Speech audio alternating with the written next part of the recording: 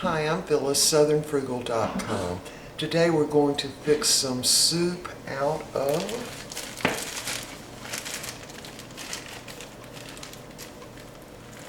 baby lima beans, and they're dried. Now I got these at their Southern Home brand, which is the Bilo brand, but I'm sure you can get them in probably almost every store also.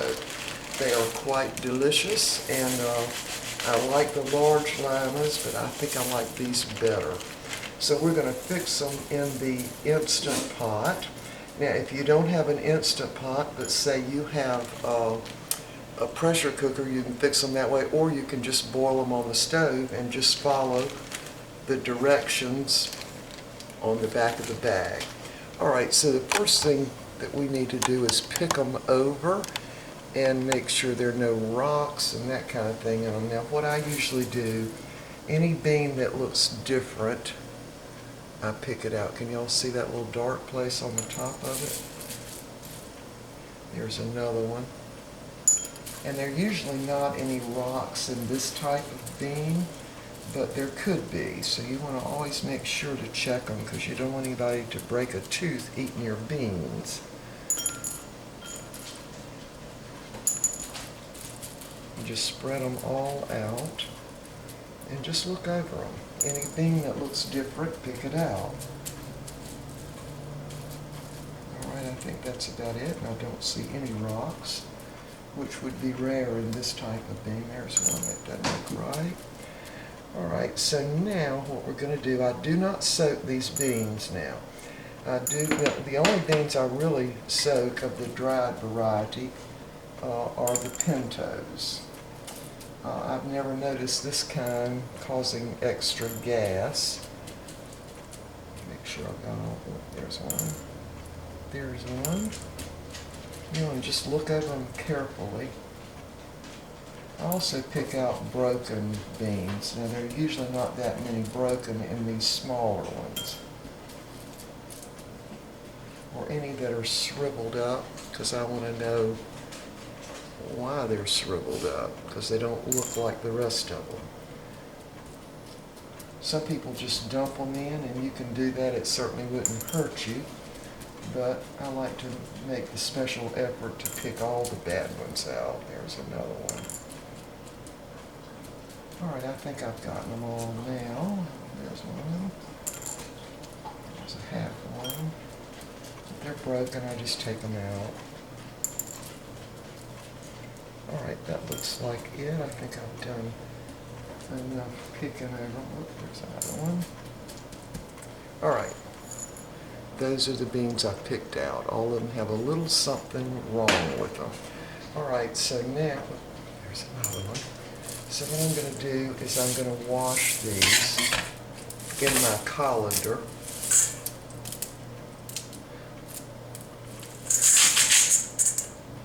Alright, so hold on, I'll be right back. We got to wash them.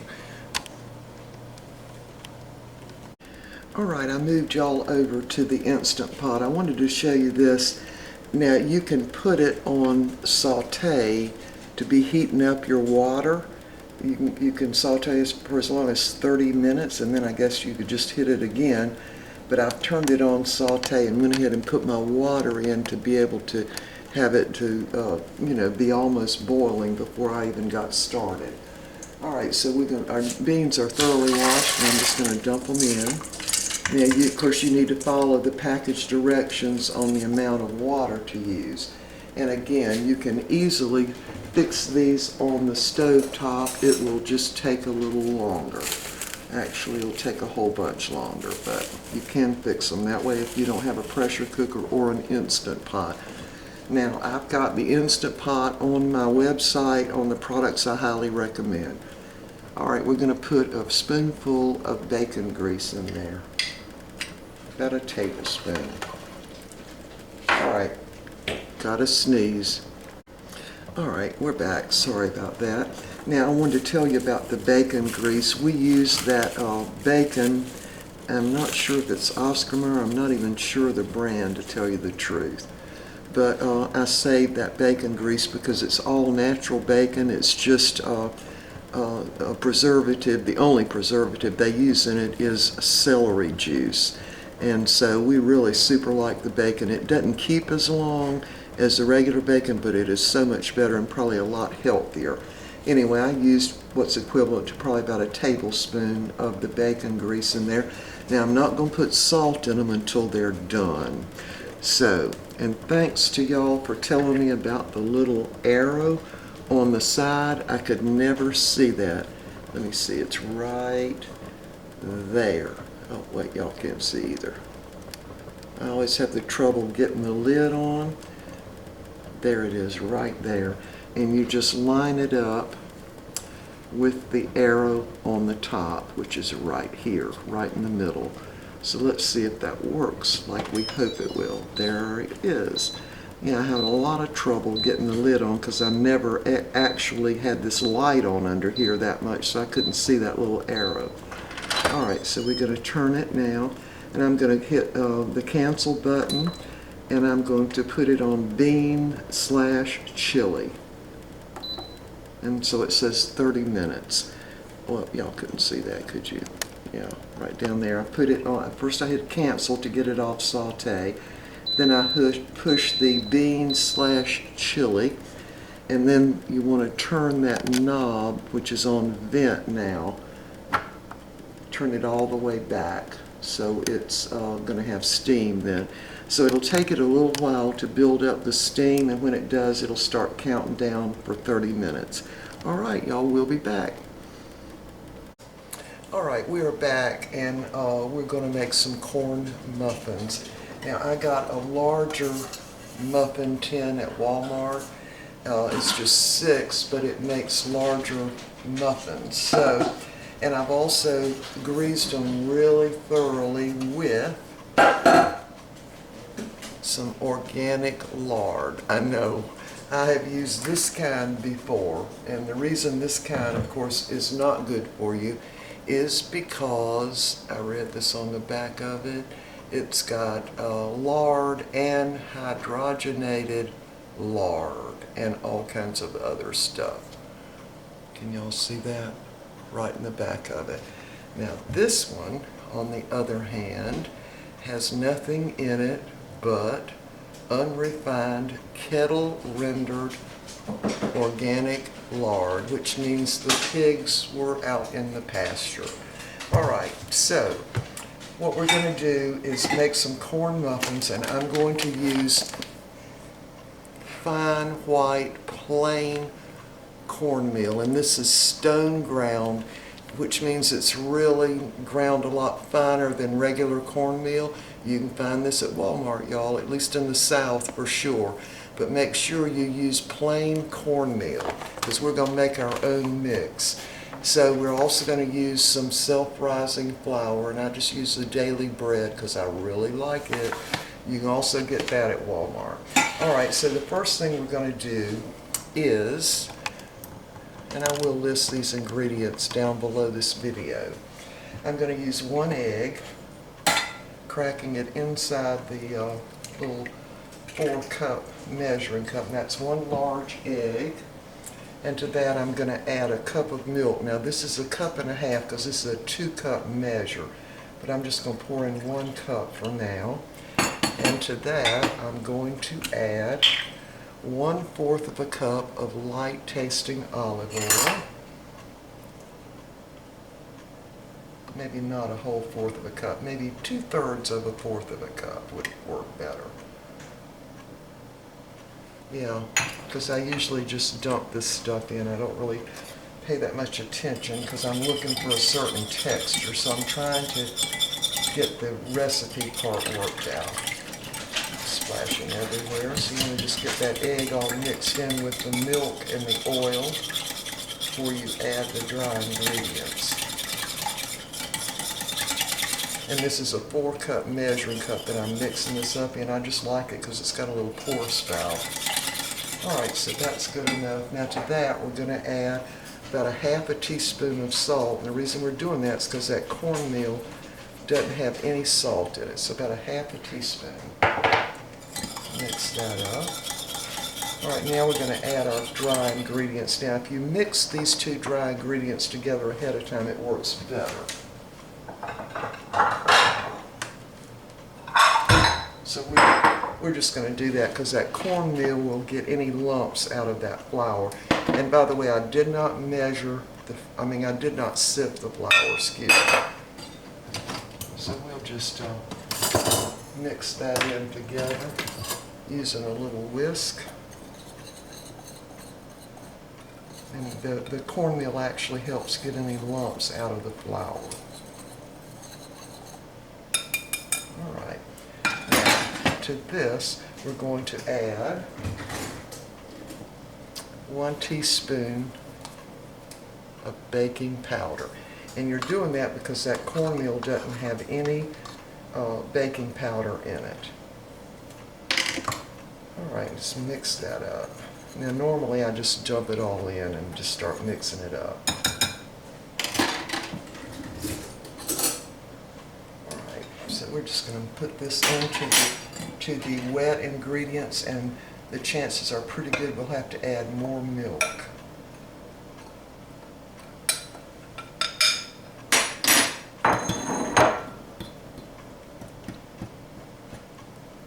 Okay, we're definitely going to have to add more milk.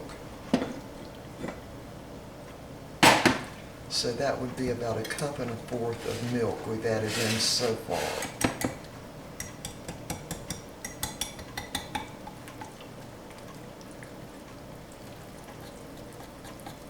Just whisk it in together. You don't need a mixer for this. You can easily do it with just a regular whisk.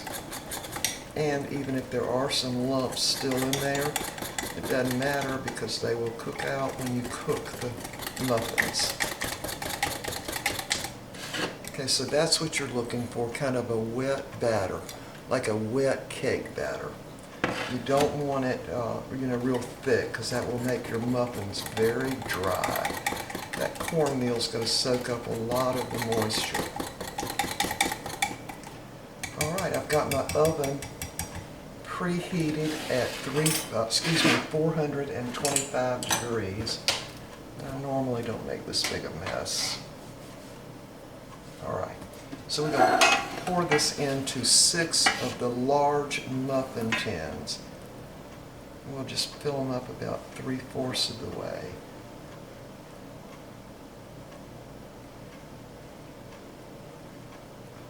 Hopefully this is the right amount. And it definitely looks like it's not enough. Again, I've never made these and actually paid any attention to my measurements.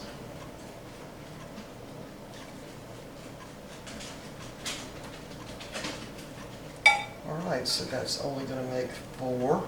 And what I'm going to do is put some water in these 2 sides so it doesn't warp my pan. Anyway, we're going to bake this at 425 degrees for probably about 20 minutes. And we'll be back. Alright, I just took the corn muffins out of the oven and they're all done. I did put water in these 2 sides so it wouldn't warp my pan. Anyway, my beans are done now. And what it's doing is keeping them warm, but I want it to go ahead and the steam to come out of it. So I'm just going to put my dish rag over it. I'm going to turn my fan on over here and let the steam come out. Just like that.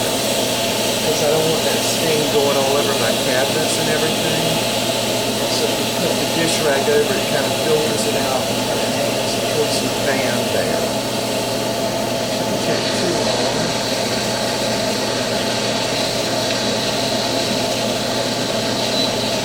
Go ahead and turn it off for now. Alright, so on the corn muffins, I'm having to talk a little louder because that fan is on.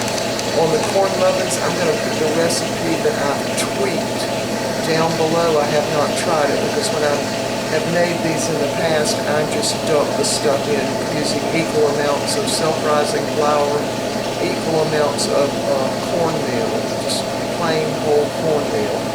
And so I'm going to put that recipe down below and y'all can try it and see what you think. Anyway, so our steam is still coming out. What we're going to do is I'm going to add some salt to the beans. I'm also going to cut up some of these cilantro leaves. That's just kind of a small handful of cilantro leaves. And I'm going to add some of this to the pot. It makes absolutely delicious soup, y'all. I'm going to probably add about maybe that much. I'm just going to guess and say maybe 2/3 of a cup of salsa. And this came from Aldi's. It's their brand, I think, and it's really, really good. This just happens to be the mild. Alright, we still got steam coming out, y'all.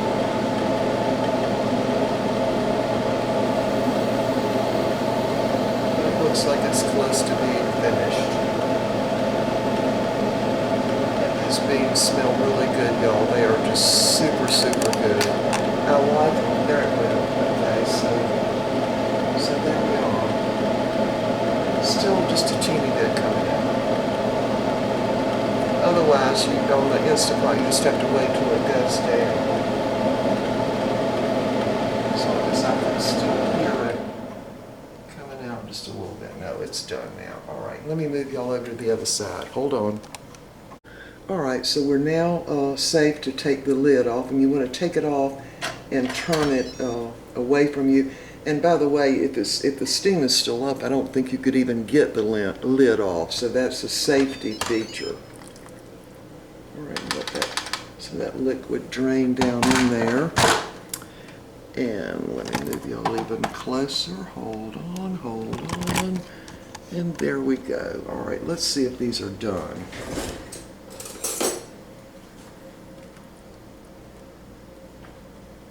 Yep, they are very done. Alright, so we're going to go ahead and dump the salsa in now. And again, I'm guessing maybe 2/3 of a cup. Yeah, that's about right. And then we want to just stir that around in there.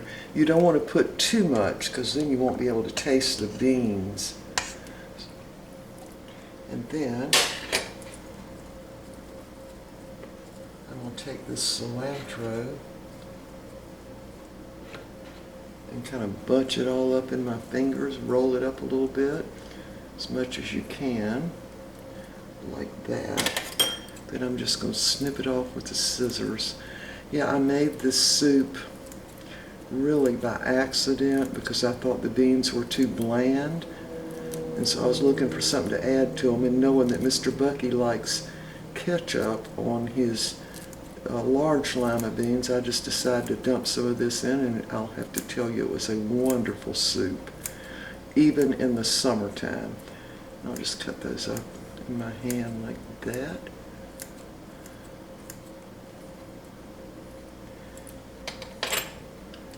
Stir it around. Get it all mixed in. So can y'all sort of see the color? I can't tell on the screen. Anyway, you don't want to put too much salsa in it, because if you do, it'll taste just like salsa. You won't be able to taste the beans at all. Alright, let me get this up in the bowls. I'm not even going to bring it back to a bowl or anything because it's plenty hot now. And got to get some butter in the corn muffins and fix our tea, and we'll be back and show you what it looks like. Alright, we got the soup in the bowls. I did put a spoonful of the salsa on top of each bowl. Got that cilantro floating on top. There's a corn muffin with a big blob of butter right down in the middle of it. And of course we've got our iced tea. So on the corn muffins, again, I have tweaked that recipe a little bit, because always when I made it before, I just dumped everything in. So I'll ask y'all to give it a try and tell me what you think, or make it your own recipe. Yeah, that would be good.